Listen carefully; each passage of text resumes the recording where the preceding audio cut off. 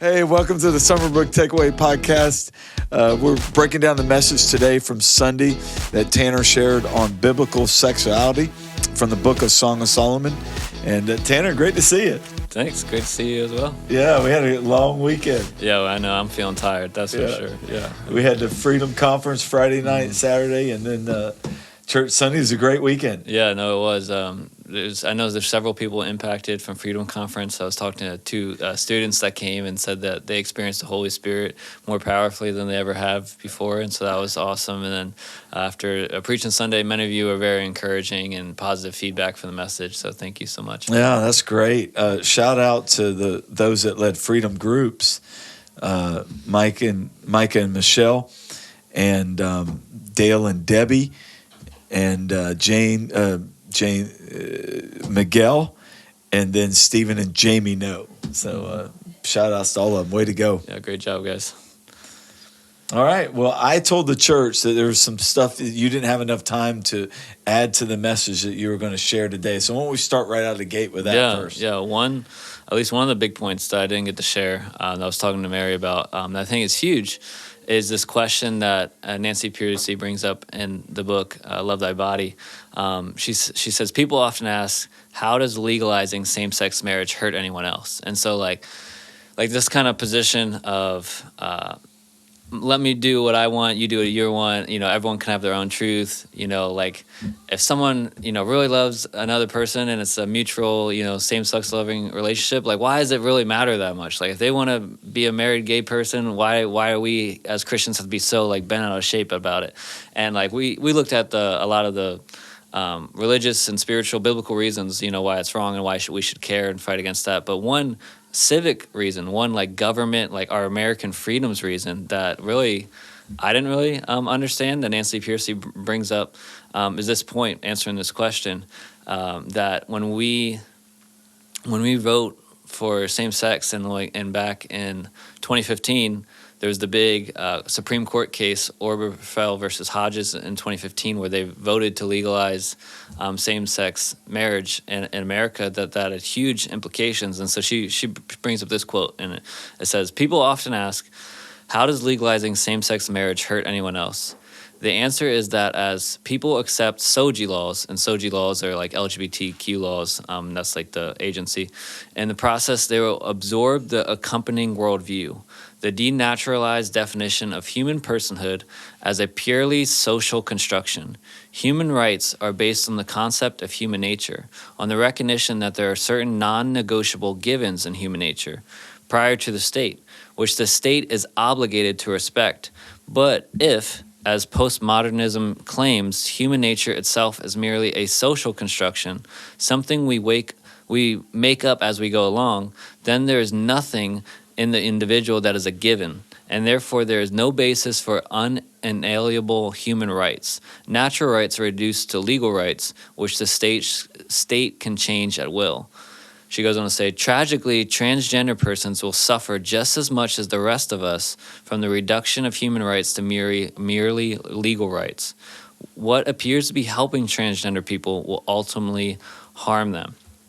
And so to try to summarize that, it's really powerful what she's making the case here for, that like our founding fathers, wrote in the Constitution, and that we have these unalienable, however you say that word, rights that, don't come from the government, that are given to us by God. And so when we start redefining marriage and redefining personhood with these transgender laws and homosexuality laws, we're giving the government the power to say that, no, our human nature and our creation is not given to us by God, but we can just kind of make it up and come up with our own definitions of what really is human and what really is marriage. And it starts to give the state more power of they get to define where these rights come from and who has these rights. And as soon as you give the state that power, then they can change it whenever they want. And so really promoting this type of stuff legally will lead to the fall of America and the fall of our freedoms. And like, if that's true, like, it's not only for religious reasons you should push against this, but for the protection of free speech and freedom of religion and all the beloved, freedoms we have here as America, we need to not to agree with this and fight against it. So. Right. Gotcha. Thanks for that. Any other things that you were wanting to Yeah. that's really important that we got to just continue to stand strong. You said you had something else? Yeah, a couple of quotes that from the book as well that I didn't share, or I shared maybe just in one service, but didn't share in the other ones. Sam Alberry, who has a great book, Is God Anti-Gay, and other great books too, a good book on singleness that's awesome. And he is a man who struggles with same-sex attraction but chooses to live a celibate life for Christ and is a Christian pastor. Mary and I got to hear him speak in Oxford. Amazing guy. Says, desires for things God has forbidden are a reflection of how sin has distorted me, not how God has made me. And so people can say, well, God's unfair. Like God pulls some terrible joke on me. You know, he made me a man, but I feel like a female, or he made me a man and gave me attraction for men. And this, you don't want to blame God for these things, but you want to see it as a result of the gospel story of God made you good, but sin has distorted us and given us these fallen desires and twisted things. But through repenting and giving your life to Christ, he can redeem you and restore you. And it's not like all your same-sex attraction or whatever will completely go away, but it should actually decrease as you give your life to Christ. And then one day when Jesus comes again and there's the new heaven, new earth, all that will completely go away. And so that was just a cool thing that Sam talks about there. And then another quote from the book is, common phrases for having sex indicate that is the most you can do sexually is going all the way, or getting the home plate, or sealing the deal. Like that's how you talk when you have intercourse. Like I went all the way. That's why it belongs only in a relationship where you go all the way on other levels as well. When you commit to another person legally, economically, socially, and spiritually, you should become naked and vulnerable physically only when you're ready to become naked and vulnerable with your whole self. As C.S. Lewis puts it, those who have sex outside of marriage are trying to isolate one kind of union, the sexual, from all other kinds of union, which were intended to go along with it and make up the total union. Invariably, my students ask, isn't it enough to just be in love? The answer is that even being in love falls short of committing one's entire self and future in a biblical nakedness to another person. Biblical morality asks us to be consistent in what we say with our bodies and what we say with the rest of our lives, to tell you the truth with our whole bodies. And another quote was, every time you have sex with someone, your body makes a promise whether you intend to or not. Right. And they talk about spiritually we see that with the two shall become one flesh. And Paul talks about that in 1 Corinthians 6, that when you unite yourself with a prostitute, don't you realize you become one flesh with them? And then, but she even talks about biologically, men have vasopressin and women have oxytocin, and there's some of that in each too. And those are bonding hormones that bond you to the person sexually every time you have sex. And so it's just... Oh, that's kind of mind-blowing. Oh, that's good stuff. Thanks for sharing that. That's appreciate it. Yeah. And so doing a little bit of a step back and looking over at the message, anything that you shared on Sunday, you're like, man, I really felt like this resonated and landed. The pornography statistics you shared, those 4 by Barna, were powerful. That was strong. And then talking about the importance of understanding in Genesis how we were created, male and female. That was incredible. Making sure that you pour into your marriage and developing a healthy sex life. Anything on those things that people made comments to you, or that you felt like remember to apply this? Like some of the purposes, I feel like, of why God has given us sex is one, it like glorifies Him in marriage. That is, the image of God, as well as a reflection of His character, of the unity within the plurality of the Trinity nature. The pleasure of sex is supposed to be enjoyment, but also procreation are different things we looked at.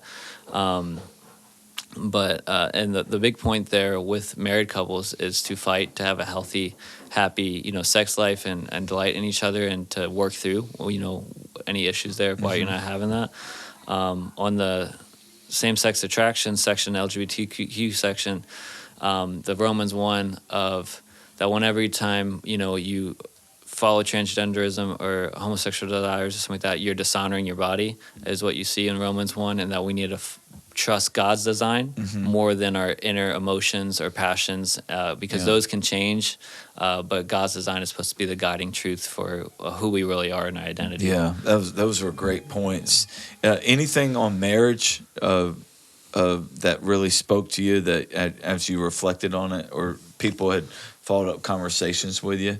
I know as I was at lunch and I was talking to a couple of the people that we went to lunch with, they were just really encouraged that you presented this in such a way that it was presented truth, but also this compassion of they were just really impressed. They were new to our church, and that was really cool how they responded. Yeah, I don't think anything specifically. The big thing on like the pornography section was just that needs to not be something that we are afraid to talk about in our church, but just to have those, a normal thing to be like, how you doing with porn is a conversation. That was a great point. I thought that was a phenomenal point.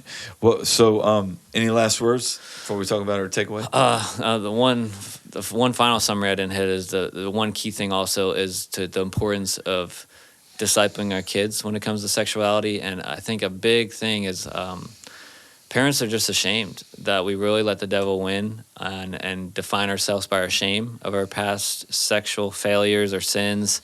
And we're so afraid that if we, address, any of these types of issues of pornography, masturbation, how, the sex talk, any of those types of things with your kids, that they'll be like, well, what did you do, mom and dad? And then you have to like open up about your history. And it's like so scary that you're like, I won't say anything to you. You won't say anything to me, and we'll all be good. And but that's not, your kids are going to suffer for that. And so if you really love your kids, you got to be willing to have those uncomfortable conversations. That's good. That's really good. That's a great point. I think my biggest takeaway was there were several, but making sure that we tackle these topics in a way that you speak the truth, but you do it in compassion and helping people be restored, but also creating that common conversations about pornography. How you doing in this area? I thought it was a great point, especially I already felt that way, but in light of the statistics, I felt like that opened our church's eyes even more so that, we better have common conversations with this. Yeah, and one more point on that with your kids that I didn't really address is like with phones, don't feel like just because everyone else is getting a smartphone that you need to give your kid a smartphone. Really be wise of when you give your smartphone. And then there's different types of phones I have in that resource list, like the Bark phone, Pinwheel, Gab, that put restrictions on what the phone can do. Can it access the internet? Can it send text images? And all those types of things. There's different where you can even like open up new like apps or websites and allow your kids to see that as they get older, and you can have like a progressive freedom almost. And so just to not, you've shared, when you give your kid a smartphone, you're giving them a porn store in their pocket, and to just do that with no boundaries, no guardrails, not even checking in is like, what are you doing? This is a really powerful thing. You got to help your kids develop the wisdom to really handle it. Yeah, that's good. What was your biggest takeaway? That's a good question. My biggest takeaway was just that it is a win for the church to talk about this stuff and to keep, be willing to share and to protect Mary and I's marriage, really too. That we're having a great healthy marriage right now, and I could shoot that in the foot by doing something dumb, and so really to protect it and keep pouring in. So that's great. That's good. And a couple before we this coming Sunday, we're moving into Isaiah, and we're going to look at an overview of all the prophets and jump into Isaiah. And the following week, we're going to be in Isaiah looking at the prophecies of the coming Messiah and how that impacts our lives personally. Super excited about it. It's going to be a great series as we are moving into the holiday season. So Summerbrook Church, what's your takeaway? And reflect on that, and let's live in it. Have a great day.